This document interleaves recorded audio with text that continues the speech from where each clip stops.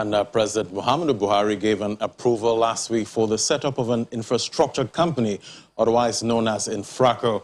With an initial capital of 1 trillion naira, it is envisaged that over time the entity will grow to 15 trillion naira in assets and capital. Moody's Investor Services in recent report indicated that weak institutions and governance frameworks and the low tax base in the country have hindered efforts to build infrastructure, creating a gap that requires at least $3 trillion over 30 years to close. And so how would this infrastructure company bridge the gap? Dr. Bongo Adi, Director, Center for Infrastructure Policy Regulation and Advancement, CIPRA, at Lagos Business School, joins us now. Thank you for joining us, sir. Thank you very much. Yeah, so how would you describe the InfraCo model as an intervention in infrastructure investment? What model of PPP is this? Okay, thank you for that question. I think the idea of InfraCo started about 2 years ago, and last year, about April or May, that was when it's actually received some very strong support from the government, especially the central bank, to mobilize these funds for infrastructure investment. Now, I think this is the first time that our thrust towards public-private partnership in infrastructure provision in the country has really received a very strong boost with the setup of the infrastructure company. But it's also good for us to note that it is actually us copying what is happening in the rest of the world.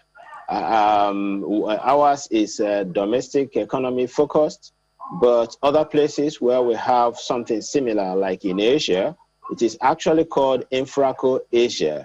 So InfraCo Asia is headquartered in Singapore, and it is a donor-funded, commercially managed infrastructure development company, okay, which is exactly what we have borrowed.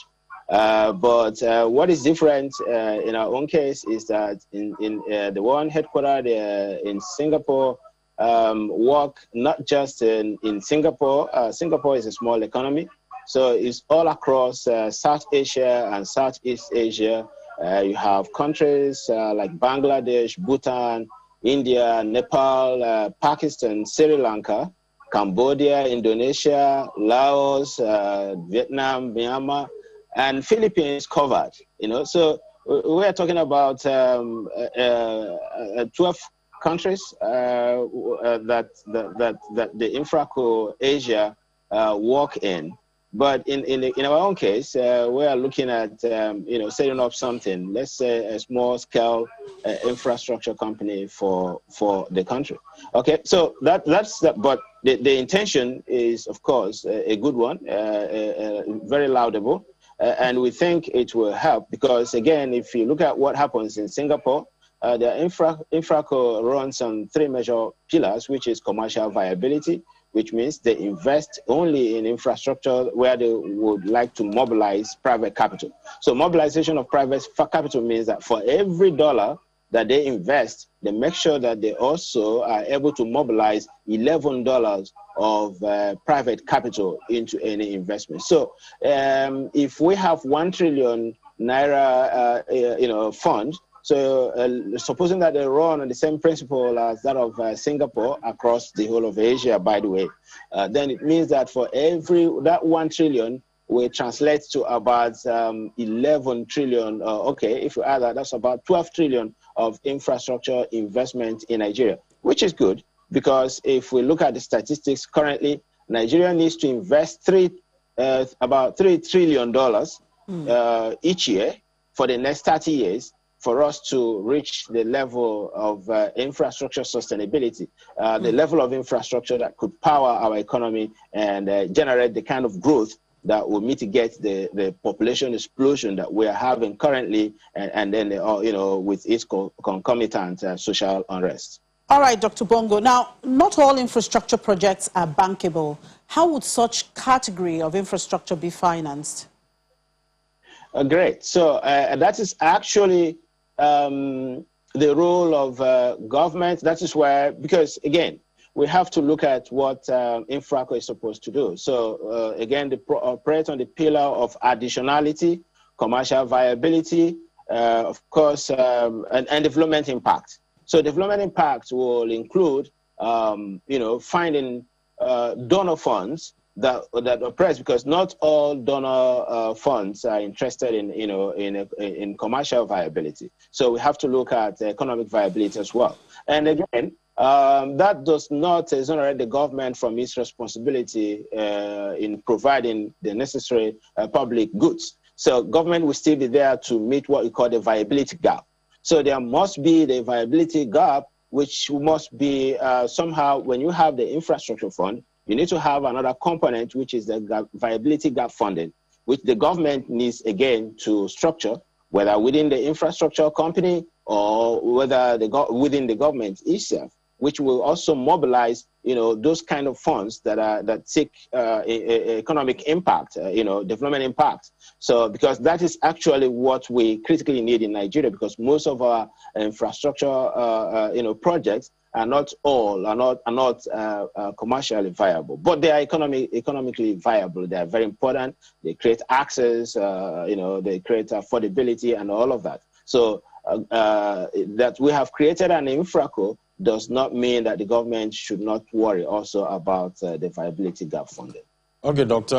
What are the main investment risks in infrastructure, and how can such risks be mitigated? That's a big one. We know what the risks are in Nigeria, our inability to keep to contracts, to the terms of contracts. So we see things changing with each incoming government. So I do not know what the legal provisions or the legal contractual frameworks are going to be in place to really safeguard investments in infrastructure with the setting of this with this InfraCo, because InfraCo works essentially under the private market system. So it's not about government, deciding to build a railway from Nigeria to Egypt. So no, it has to be justified commercially before InfraCo goes into that. Okay. So then the risk now is, how do you ensure that the investors who put in their money are able to recover and make the expected profit, which is their major attraction? Otherwise, they will not want to put their money. So that is where we need to work, because we have weak institutions. I do not know what we can do about that, because it's not about. I've actually spoken to this in the past. I think to one of the media, agency. So when they asked me about all of this, I said it is not just about borrowing what people. We always borrow, of course. We borrowed the MITO from India. We borrowed so many things from other countries. Sometimes we even borrow without even changing anything, so that you begin to see the names of those countries where we copy those things. Copy and paste, yeah. So this InfraCo is also copy and paste. Sorry if I may tell you that, okay? Because if you look at it, you can go online, search for InfraCo Asia, so you can see where we are coming from. So, but it's not just about copying and pasting. So who are the people that will man this? It is still the same Nigerians. And then, they say that, the bad system will always ruin the best guy. So, people say we have great talents abroad. We have Nigerians doing well in the United States. We have Nigerians who have led this kind of stuff. But once you bring them down here, the system will subsume them. So that is the challenge. That is the challenge that we have. And do not ask me how we resolve that, because I do not know. All right. Now, that brings the question of this issue of not many successes stories in PPP projects in infrastructure. Why is that so? And would InfraCo make a difference in this? Again, it speaks to what I've already mentioned, which is our inability to respect contracts, okay? So that is the biggest challenge, okay? And that has to do with our, the nature of our government, okay? The nature of our institutions and our habits as individuals, okay? Here in Nigeria. We are highly indisciplined lot of people. Okay, we know that. We do not keep to traffic signs. Let's start from there. Okay, or if there is a small traffic, people want to wriggle out of it by using the bush path, the pedestrian path. So we are highly indisciplined lots. And it is the same people that go into government. So they do not know what is law. They do not know what is regulation. They do not know what is respect for contracts. And then we see that play out even within the government of the day, from the lowest level to the highest level. So that is the biggest challenge that we have, okay? And because of that, no investor would want to put his resources in such sort of environment, okay? And that explains the only place or the only sector, that seems to have attracted some bit of PPP. And you can't call it PPP because it's not really big, okay? And that is why, because the Asians understand what public-private partnership is, which you leverages project financing. So project financing is for big ticket infrastructure project, with huge capital demand, and which most times it's not something a small economy like Nigeria could carry. And so now you can understand the rationale why that of Asia is not InfraCo Singapore or InfraCo Bangladesh or InfraCo Nepal. It is InfraCo Asia. They are able to mobilize capital from all over Asia. And I'm talking about emerging economies, countries that are far bigger than Nigeria's, like India, as part of that. So they mobilize capital from all of these countries and to invest in large-scale infrastructure projects, okay?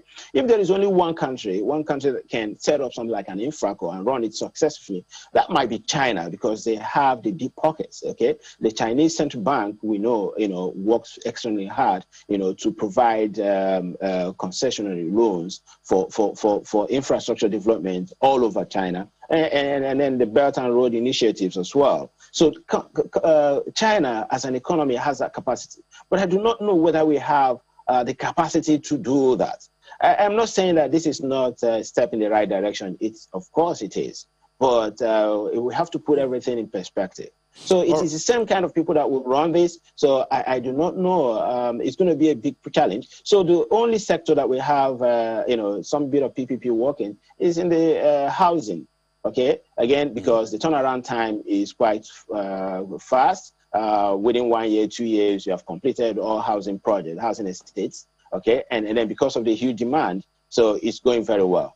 But when it comes to roads, it's failure. When it comes to railway, it's a failure. Now, in power, we know the story there. All right, Doctor. Looking at regulation now, the Infrastructure Concession Regulatory Commission, ICRC, is the regulatory body for the implementation of the PPP framework for infrastructure development in Nigeria. Would you say ICRC has failed in its mandate?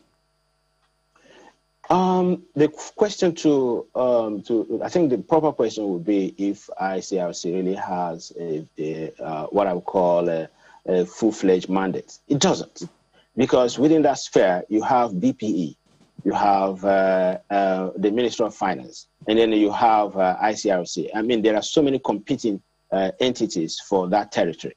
Okay, so when we talk about ICRC. But it's not a sole regulator, because I know that every day it is between the ICRC and the Bureau of Private Enterprises, or what, BPE. So there is still that also. So these are not clearly defined. Okay, who is really in charge, and then that means with that kind of situation, we cannot begin to say, okay, ICRC has done this or hasn't done that.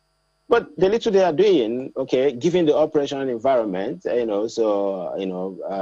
auditing business cases, outline business cases, and full business cases, and giving certificates to proceed, and all of that.